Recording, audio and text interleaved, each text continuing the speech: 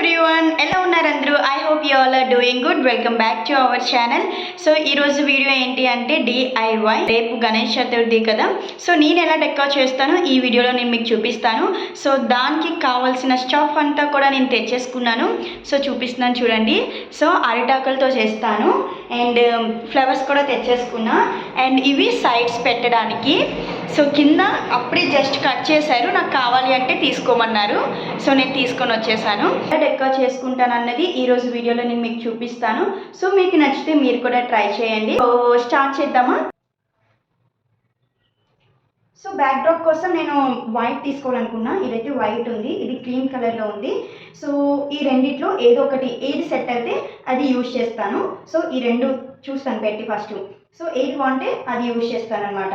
So నేనైతే ఇది అనుకుంటున్నాను, ఇది స్టిక్ చేయడానికి కూడా బాగుంటుంది. సో ఇదైతే కొంచెం థిక్గా ఉంది, అంత బేగా వెళ్ళదు అనుకుంటున్నాను.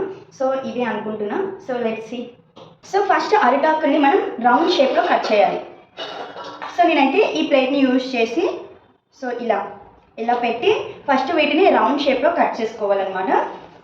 సో ఒక 3-4 సేమ్ సైజ్లో ఉన్నవి ఒక 3-4 తీసుకొని ఎట్ ఏ టైం కట్ చేస్తే మనకి ఈజీగా ఉంటుంది.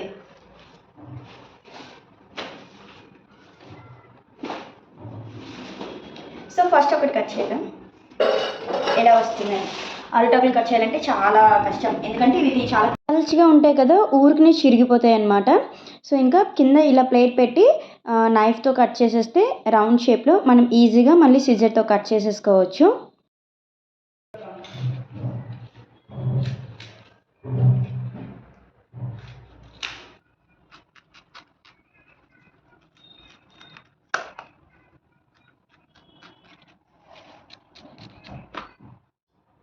సో ఇలా రౌండ్గా కట్ చేసుకోవాలి.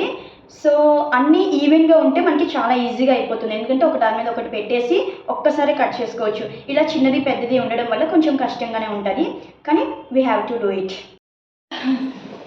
ఇది చూడండి, అన్నిటికంటే చాలా పెద్ద ఆకు. ఇది ఎలా తీసుకొచ్చానో నాకే తెలియదు, అందుకే మధ్యలో కట్ అయిపోయింది.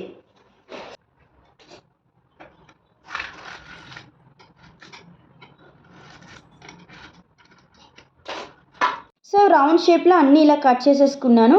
సో మనం ఫస్ట్ ఇలా కట్ చేసేసుకుంటే మనం డెకరేట్ చేయడానికి చాలా ఈజీగా ఉంటుంది.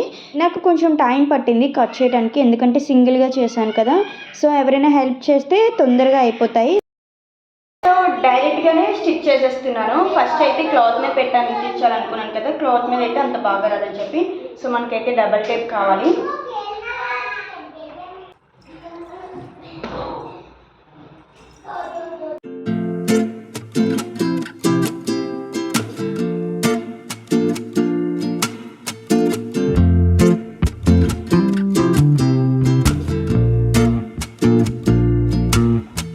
రౌండ్గా కట్ చేసుకున్న వాటిని ఇలా సెట్ చేశాను. అండ్ ఇంకా వీటి పక్కన సో అరిటాకుల్ని ఇలా పెడుతున్నాను. సో సేమ్ సైజులో ఉన్నవైతే బాగుంటాయి. సో ఒకటి చిన్నది నాది, ఒక్కటి కొంచెం పెద్దది. సో ఇవి పెట్టగానే ఇంకొంచెం లుక్ బాగుంది కదా. ఎలా ఉంది లుక్? అయితే బాగుంది కదా. సో ఇంకొంచెం దీన్ని మాడిఫై చేద్దాం. ఈ గ్రీన్ అరిటాకుల మీద వైట్ అయితే బాగుంటుంది కదా. సో వైట్ కలర్ ఫ్లవర్స్ని హ్యాంగ్ చేద్దామని ఇప్పుడు వాటిని గుచ్చుతున్నాను. ప్లాస్టిక్ ఫ్లవర్స్ అవి యూజ్ చేయకుండా నా సరౌండింగ్స్లో నాకు ఏమేమైతే దొరికాయో వాటితో ఎలా అయినా డెకరేట్ చేయాలని నేను మైండ్లో ఫిక్స్ అయిపోయాను. సో వాటితోనే చేస్తున్నా. సో ఫైనల్ అవుట్పుట్ ఎలా వస్తుందో చూద్దాం. వైట్ కలర్ ఫ్లవర్స్ని ఇలా హ్యాంగ్ చేశాను. ఇటువైపు ఒకటి, ఇటువైపు ఒకటి. సో మధ్యలో బంతిపూలు పెడదాం అనుకుంటున్నాను.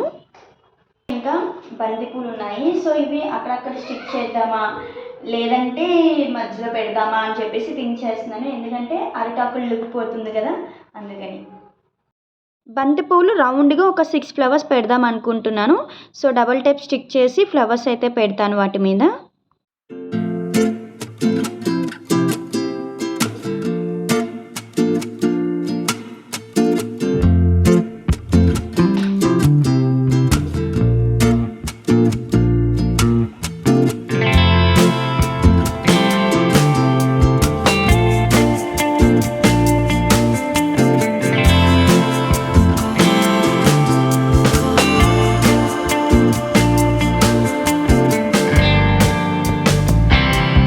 బంతి పువ్వుని ఇలా స్టిక్ చేశాను. సో ఫైనల్ లుక్ ఇలా వచ్చింది.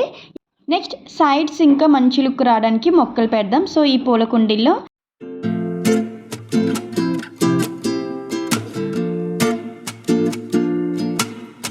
పైన నేను ఇక్కడ ఫ్లవర్స్ని హ్యాంగ్ చేశాను కదా, సో అక్కడ థ్రెడ్ ఉంది. సో ఈ మనీ ప్లాంట్ క్రీపర్స్ని ఇలా సెట్ చేశాను. సో అవి నా దగ్గర ఉన్నాయని సెట్ చేశాను. ఇదొక్కటే నేను ప్లాస్టిక్ యూజ్ చేశాను. ఫైనల్లీ మన డెకో కంప్లీట్ అయిపోయింది. సో ఫైనల్ అవుట్పుట్ ఎలా వచ్చిందో మీరే చెప్పండి. సో సింపుల్లీ సూపర్బ్ కదా. ఇంకా లైట్ సెట్స్ పెట్టుకుంటే మనకి నైట్కి ఇంకా లుక్ బాగుంటుంది. అంటే మనం వినాయకుడిని ఒక 3 days కానీ 5 days కానీ ఇంట్లో ఉంచి అలా లైట్ సెట్స్ పెట్టుకుంటే మనకి లుక్ బాగుంటుంది. రేపు పూజ చేస్తాం కదా, సో అన్నీ పెడతాం, ఇంకా మంచి లుక్ వచ్చేస్తుంది. సో అది నెక్స్ట్ వీడియోలో చూపిస్తాను. వినాయకుని పెట్టాను చూడండి. సో డెకర్ ఇంకా బ్యూటిఫుల్గా ఉంది కదా వినాయకుని పెట్టగానే. సో వినాయకుడు ఎంత ముద్దుగా ఉన్నాడు ఈ గ్రీనరీలో. ఐ హోప్ ఈ డెకోర్ మీకు నచ్చిందని అనుకుంటున్నాను. మరి మీ ఒపీనియన్ని కామెంట్ సెక్షన్లో కామెంట్ చేయండి. అండ్ ప్లీజ్ ఒక చిన్న లైక్ చేయండి. మీరు ఇచ్చే లైక్సే నాకు మోటివేషన్ మంచి వీడియోస్ చేయడానికి. అండ్ అడ్వాన్స్ మీ అందరికీ కూడా happy Vinayaka Chavithi. Thank you for watching. See you next video. Until then, bye guys, take care, keep smiling.